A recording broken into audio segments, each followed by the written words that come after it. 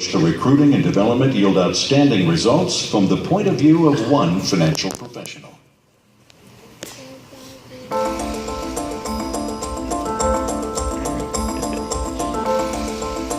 Straight out of grad school, it was 2004, started teaching in the Syracuse City School District.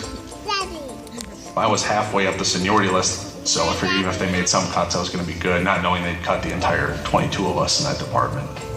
My daddy on there. Being brand new parents, just their first home, we didn't certainly want to rush into anything, but at the same time, we didn't have a lot of time to figure it out. I met Nick in a transition from one career to what became his career here at Prudential. He was voted two-time Syracuse Teacher of the Year by his peers and was subsequently downsized like the next day. I mean, almost you can't make this stuff up. The playbook would say, if you're a teacher, you're a teacher, you're a teacher. Whether that means you're teaching sports to kids or you're teaching financial literacy to clientele. But I think there's a bit more there. Whatever makes teachers teachers, that's what Nick has. You just know it when you see it. There's a passion there. You left that first interview saying, geez, this guy just needs a platform to excel. And I think that's ultimately what we gave him.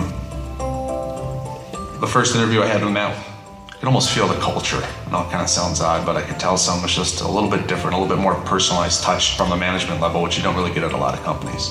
That starts right with Matt, trickles down through all the managers into what you see here. There's a certain type of person it takes to do what Matt does at the level he does it at. He'll talk about systems, but I think for him, one thing maybe he doesn't talk enough about is his level of passion. Deep down, at least what I see is he wants to make sure that people like me, live the lives that we want, and he certainly enabled that.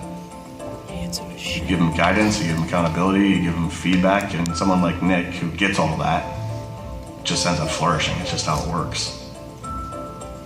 He hired a marketing assistant who is his wife, Jess. Nick and Jess's interaction is, I would say, as good as it gets. They've been able to do a lot more together than they would have on their own. The job that I had was zero flexibility, so being able to have more flexibility, a little bit more incentive, help him out in the business, it helps to have both of our brains working toward one common goal now. There's a lot of places where you don't necessarily have somebody that always has your back and has a path for you. If you give people a lot of stability and you're always here, teaming together can do some pretty cool things, and people rally around that culture. We've had our own private office for a couple of years. Jessica just clipsed her 2-year anniversary, so now it's our practice, it's not my practice. We have 2 Geminis and probably looking to hire someone else. We're in a really good spot.